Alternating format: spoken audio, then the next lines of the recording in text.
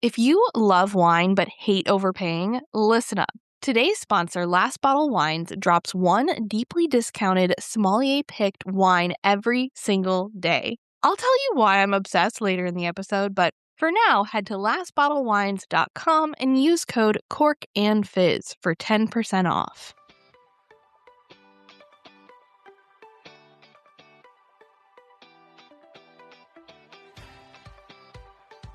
Interested in learning about wine, but not sure where to start? You're in the right place. Welcome to the Cork and Fizz Guide to Wine podcast. I'm your host, Haley Bowman, and I'm so glad you're here. I'm a wine enthusiast turned wine educator and founder of the Seattle-based wine tasting business, Cork and Fizz. It is my goal to build your confidence in wine by making it approachable and lots of fun. You can expect to learn everything from how to describe your favorite wine to what to pair with dinner tonight, and so much more. Whether you're a casual wine sipper or a total cork dork like myself, this podcast is for you. So grab yourself a glass and let's dive in. Hello and welcome back to the Cork and Fizz Guide to Wine podcast. So glad to have you here. Today we are doing another episode of the Mythbusters mini-series where I debunk wine myths, new and old, and give you the straight facts. Okay, plus a couple of my own opinions, but this is my podcast after all, right? Today's myth that we're going to be talking about is that you should always pair red wine with meat and white wine with fish. And we're talking about why you don't have to follow that rule anymore. And as a reminder, I know these episodes are a little shorter than normal, but if you are missing hearing my voice and you want to hear some longer episodes, you can always check out my backlog. At this point, we're nearly up to 150 episodes. Isn't that just incredible? I don't even know how that has happened, but it has. And if you've been around for all of them, thank you. And if you're new here, you have some episodes to go listen to, so go enjoy. But listen to this one first. Stick around. Okay, let's dive into the myth first, right? This old rule where white wine goes with fish and red wine goes with meat. And honestly, I go as far as to say this myth is based on a fact. Or maybe it's just an extreme simplification. And it does give you a good place to start because you wouldn't necessarily go wrong, I guess, if you followed this. But I feel like it would be very limiting in a way. So when you think of pairing wine with food, it's really about allowing both components to enhance the other. You essentially, the way that I like to think about this is you want them to sing a duet with perfect harmony, right? You want your wine and your food to work together. And the easiest way to do this is to match the intensity or the weight of both the wine and the food. In the past, white wines tended to be light and fruity, whereas red wines were tannic and heavy for the most part. And that's basically just what they were. White was this and red was this. Naturally, it made sense to then associate white wine with lighter foods, aka fish, and red wine with heavier foods, like meat. But it's no longer that simple. We can't just color code the pairings. So let's dive into the facts more. Just a quick reminder, if you are not on my mailing list yet, what are you waiting for? I would love for you to join. When you do, you'll get a free shopping guide that has 15 of my favorite wines under $15. Head to corkandfizz.com, scroll down to the bottom, and there'll be a little section where you can join the mailing list. I send out a weekly newsletter filled with wine tips, recommendations, special offers, and so much more. Now, let's get back to the show. First and foremost, one of my favorite things about wine and food pairing these days is how experimental and fun it's become. Rather than there being hard and fast rules, it's more about finding unique and potentially surprising flavor combinations. And above all else, what's most important is that you drink and eat what you like. If you like a glass of big, buttery Chardonnay with your grilled steak, then that's a perfect pairing for you. If you want some Cabernet with popcorn while you watch TV, do it. That's a good pairing for you. Beyond this, so if we go beyond just eat what you like, drink what you like, that's totally fine. But if you were curious to know a little bit more, like I said before, the key to wine and food pairing is balance. You want harmony between the wine and the food. Neither should overwhelm the other. The goal is essentially to match the weight or the body, the richness of both the food and the wine. So for food, we're going to look at the fat content when we're thinking about how rich or how heavy the food is. But we're not just going to look at the main ingredients. So for a lot of times, we tend to just look at the protein, right? Is it steak? Is it fish? Is it chicken, right? And what's the fat content of that? And that's going to decide what we pair. But honestly, looking at the sauce that's used with the dish and the cooking method can have a major impact on the heaviness or the weight of that dish. For example, a salad with ranch dressing is much richer than one with a vinaigrette, right? Or let's take two different chicken dishes. Chicken marsala, much more rich than, let's say, like shredded chicken tacos with like a really fresh peach salsa on it, right? Those are both made with chicken, but two totally different dishes with two totally different levels of richness. As for the wine, the main thing you're looking at is the body of the wine, right? Whenever I describe the body, I say the weight of the wine, how heavy it is, right? So this is what's going to tell you how heavy our wine is.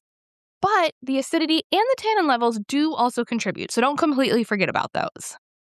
So now, with this in mind, it's easy to imagine why we would naturally pair a big, heavy red wine, let's say Cabernet Sauvignon, with a grilled steak or lamb chops, because both are equally bold and rich.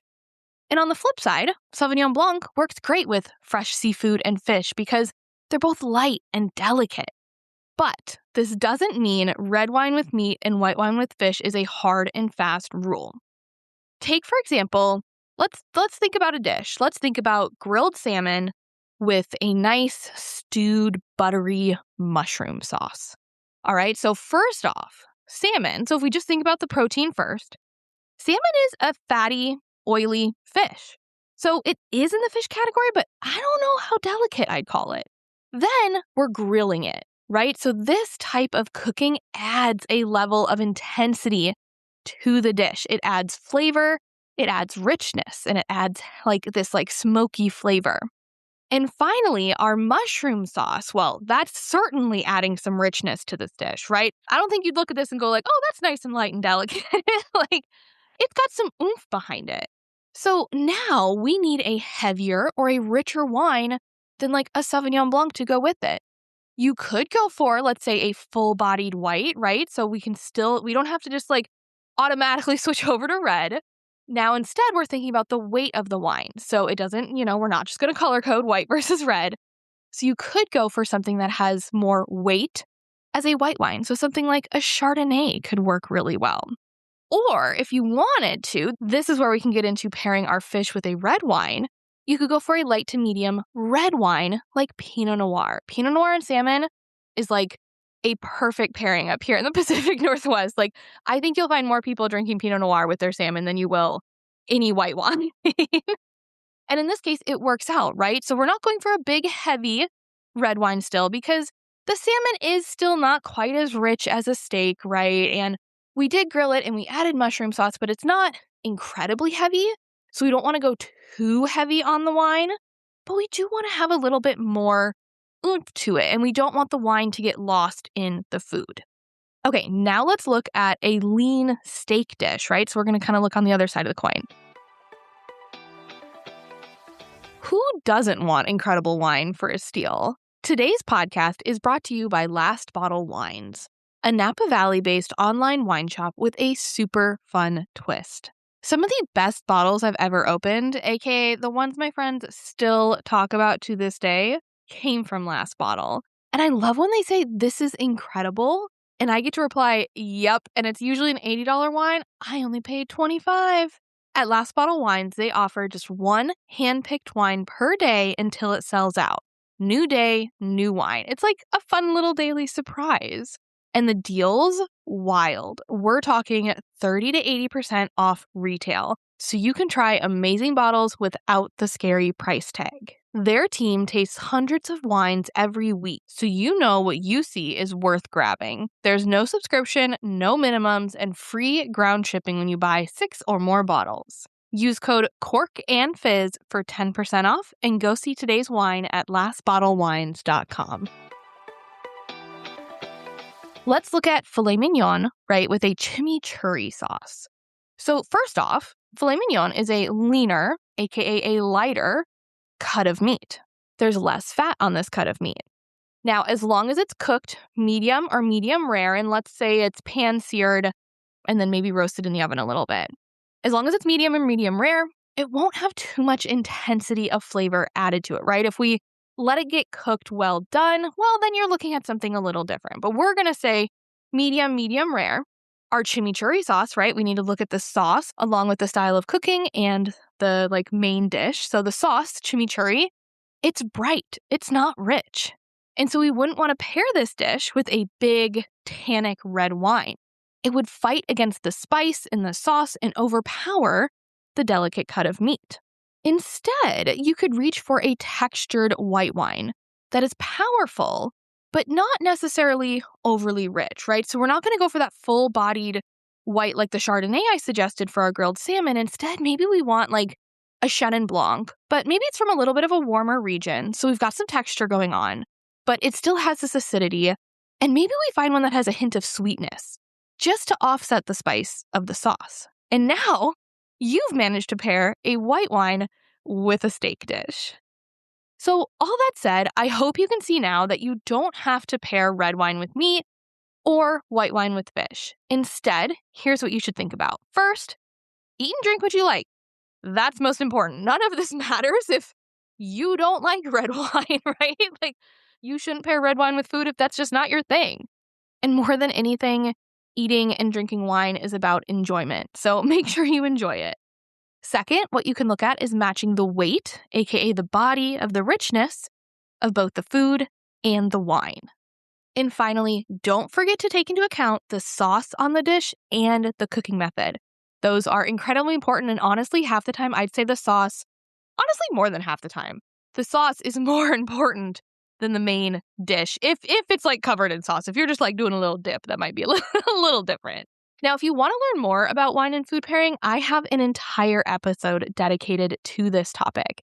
It was an early one, so if you've been listening just recently, you'll have to go back a little ways to find it. And if you've heard it once, why not hear it again? You can go back and listen to episode 11, which was titled Wine and Food Pairing 101, My Simple Two-Step Signature Process. Or if you're somebody who's a little more hands-on, you can book a private tasting with me, either virtual or in person, and select the wine and food pairing class. I'll teach you all of the different things that I talk about in the podcast, plus we will experiment with them. I hope you enjoyed this episode of the Cork and Fizz Guide to Wine podcast. If you loved it as much as I did, I'd so appreciate it if you could take a quick second, rate it, leave a review. I know I say this every time, and you're probably sick of hearing me say it, but it really does mean a lot to me to read your reviews and hear that you're enjoying the podcast. And of course, helping the podcast grow is another great thing that you can do, so share this with a wine lover in your life. And if you'd like to show additional support for the show, you can become a paid subscriber. Click the link in the show notes and become a monthly supporter for $10 or less a month. You'll get a shout out in the next episode I record, plus if you choose the $10 per month option, you'll get to choose a topic for a future episode. Speaking of a future episode, in next week's episode, you'll hear part 1 of my interview with Heather Danitz of Craft & Cluster. Heather is a wine industry photographer and marketing strategist based in Santa Barbara County. Through her business, Craft & Cluster, she helps small wineries connect with their audiences through authentic behind-the-scenes photography and marketing strategy. She is the 2025 Wine Photographer of the Year and the Food Photographer of the Year Awards, which is so well-deserved. If you've never seen her photos, go look her up on Instagram. It is phenomenal. She's also the writer and host of the Wine Marketing Field Guide, a newsletter and podcast dedicated to practical, direct-to-consumer wine marketing for busy wine professionals. We're going to talk about why it's so important that as consumers, we are focused on supporting small wineries. And she's going to give you some reasons that you might not have realized and kind of give you a little behind the scenes of what goes on at a small winery. Thanks again for listening, and if you want to learn more about wine, come follow me at Cork and Fizz on Instagram. Cheers!